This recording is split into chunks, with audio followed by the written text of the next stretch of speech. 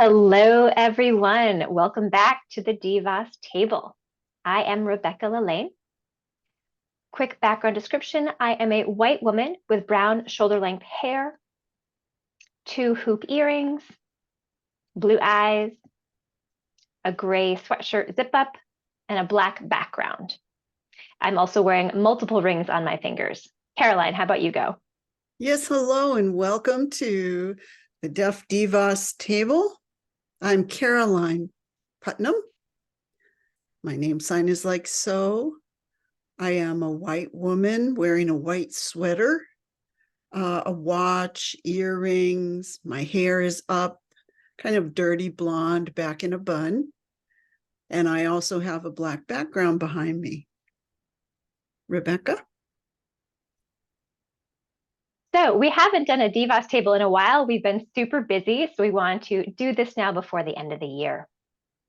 I think first let's talk about, what's coming up for the holidays. Oh, yes. Well, the holidays are upon us for Thanksgiving. We've already gathered in a number of ways. We have some tips about how these events can work best, whether with family or at work.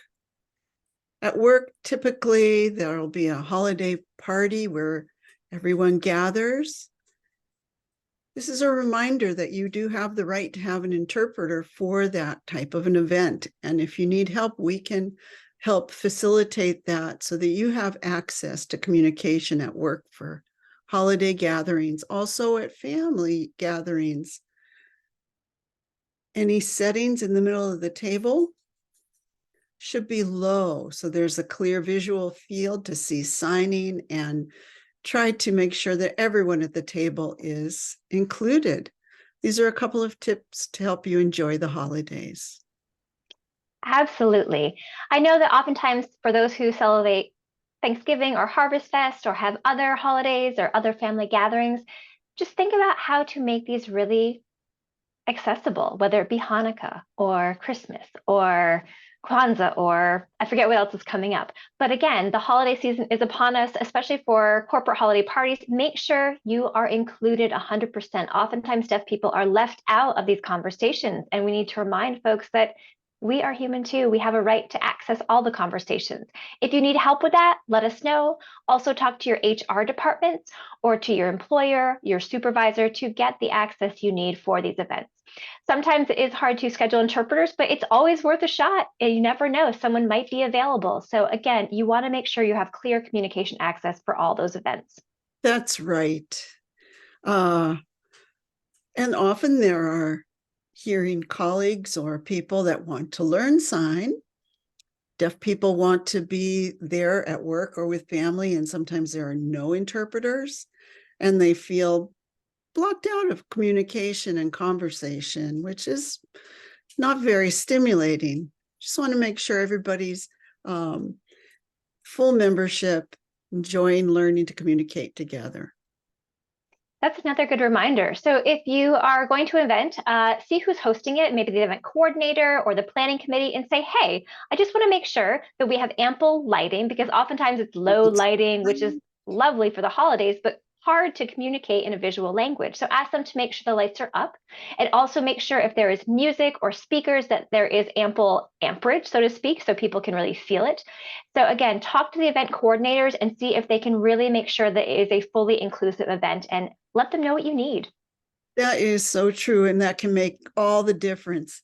It's also important to keep in mind, do this planning ahead of time, so there's time to reach out in appropriate avenues and secure what you need, because interpreters and such get gobbled up pretty quickly. If you take care of things in advance, it'll be much better. That is a great point. Yeah. All right, so let's set the holidays aside for a moment and talk a bit about community apartments. I have noticed a trend lately that more and more apartments are offering certain things. You want to talk about that? True, yes, and deaf people want to be involved. There are increasing safety concerns in apartment complexes, and we all need to be included in those discussions. join in with the community, see what can be improved and what people would like. For example, more lighting to prevent falls and all these kinds of things to mitigate potential difficulties. And cameras also are a great thing to be mindful of around the community space. So if you're invited, you receive some information about it, but it's not in your language, speak up, because you do have the right to communication access and to be a member of your community. And don't worry, don't be embarrassed. You can reach out to us at DVAS to partner with you to make sure these things happen. And you get to meet your neighbors and be a part of that community. It's your community. And that's a great thing to have. And to work together on community safety. Take advantage. In addition to that, if you feel that your specific living arrangement is not safe, please talk to the police and have those conversations. I know there are some areas where law enforcement hours and also specific shifts are being cut, so you might not have full access to everybody, but there are going to be law enforcement officers in your area. You can ask them to work with you. You can share your concerns about safety, specifically in your neighborhood, and let them be aware of all concerns you have, and also let them know that you have deaf people living in that area, because they might not be aware of that, and they might come on scene and just start talking to you without realizing that you need to have sign language interpretation. So again, feel free to have that conversation with them. I think it's a great idea to start that now, just because you need to feel safe. I do agree. And DVAS can provide resources and training to police academies. We've been doing that.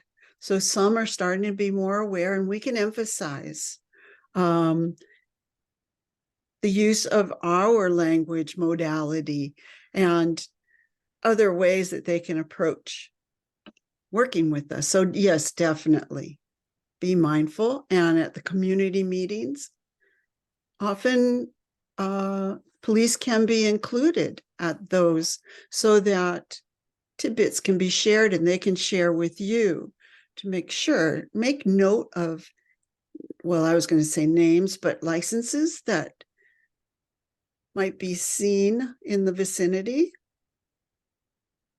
Make note of things, including appearance, who's getting into the cars, and just be ready with facts so that if there is a need for police follow-up, you're part of the trail helping to work things out and keep everything safe. And it's just nice to have awareness, for everyone to have awareness around your homes, of course. Exactly. Yeah, and also, like you said, we do train the police academy, but it's a different vibe. Oftentimes we go to the training, they learn it, but then they don't actually know how to apply it until they come into these situations where they meet deaf people out in the community, and sometimes they're a little bit deer in the headlights. So the training is all well and good, but it's very academic, so to speak. And then to apply it, they need to really get out on the streets, meet people. So just know that they might have had training, but they might have forgotten it. So again, for those folks who are deaf, hard of hearing, and deaf-blind, feel free to chat with the law enforcement officers. Remind them that you're out there. It's a good refresher for them to be like, right, DVAS trained us. Here's how I can work with you. And really, they can start recognizing who in the community is going to be part of our specific deaf community that they should be aware of. Absolutely. And that's what I meant. Also, this can tie into court. Sometimes the police are involved. And as a member of the community, there are civil rights and so many factors, depending upon where you need to communicate. It's great to be in touch. And if you are going to court, it's definitely your right to have appropriate interpreting services there. Relying on a itty-bitty screen is not necessarily something you have to put up with. You can speak up and say, I have a right. Make sure that they're aware of what your communication needs really are. Yeah, and one tip for those of you who are working with the court system, contact the courthouse clerk.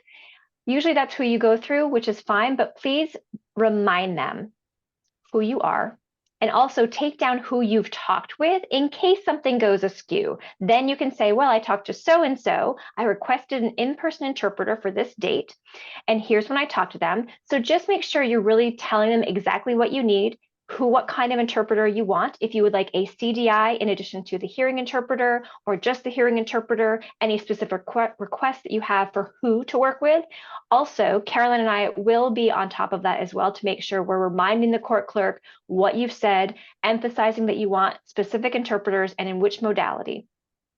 Oftentimes I do call ahead and say, hey, here's what we've requested. And anytime I talk to anybody in the court system, I take down their name and number, because that way, if I show up on the day of an appointment, they say, oh, we got somebody. It's on VRI. They assume that's adequate access, and it is not. And then I can go back and say, I talked to so-and-so and made this explicit request for in-person interpretation.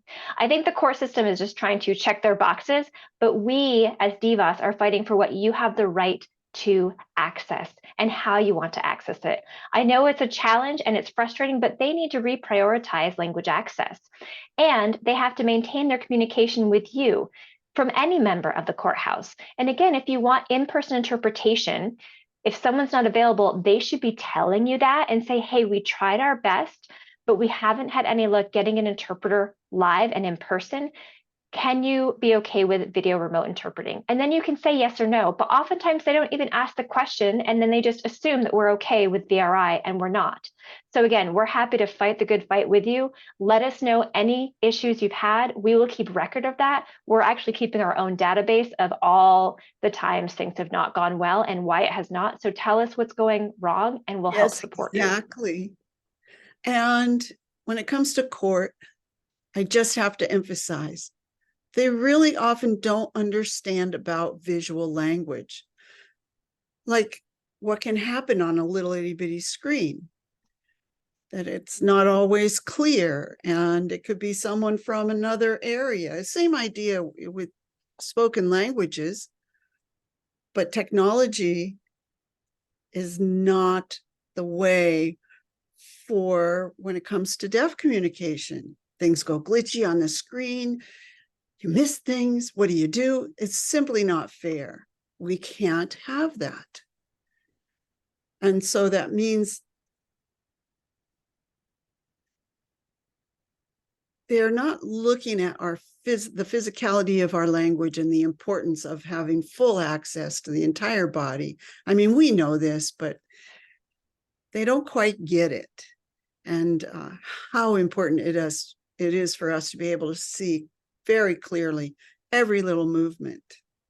So we need to say, nope, not good enough. This is our right. And that's that. Absolutely. And you have a right to say, we need to reschedule. I do not understand the remote interpreter. They are choppy and pixelated. I know you might feel a little bit reticent to do that, but you have every right to say, this is not working. I cannot communicate fully in the way I need to. I'm not getting the information I need. I do not want to misunderstand the information in this court date. I need full, clear access, because you don't want this to impact your life in a negative fashion. So you can say, we need to stop this proceeding. The interpreter on screen is choppy and pixelated. We need to reschedule for an on-site in-person interpreter. You can say that. Yes, and there's no need to feel embarrassed. I mean, it all causes it's so uncomforting. You just don't need to put up with that. Exactly. Ugh, that emotional turmoil and trauma is so frustrating. Yes. So let's take a pause from that and end on a good note. As you know, we have the DVAS Soup Festival happening this Saturday. Please come. We'd love to see you.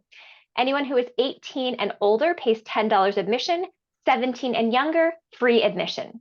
It's at the same place as usual, the Barry Old Labor Hall in Vermont, 11:30 a.m. to 4-ish p.m. You know how we are. So bring a soup. We're going to have breads. We're going to have desserts. We'll have drinks. We'll have a silent auction back in action this year. So feel free to win lots of stuff. Try to bid out somebody. So again, we do have gifts for the kids, so feel free to sign up for that. If you want to bring a soup, wonderful. If you don't, that's fine. Just come and hang out. It's this Saturday, December 9th. Get Oh, excited. it's exciting. I really look forward to seeing what the different soups are this year. Oh, looking forward to seeing everyone there. Yeah, I cannot wait. It's such a great event. That's right. Well, I hope everyone's having awesome gatherings and in the mood for apple cider or eggnog. Do whatever you like, what gives you peace for the holidays. Just enjoy yourselves. Yes, that is important. Self-care, do it to the max. Yes. All right, everybody, until next time, take good care. Thank you. Bye, all.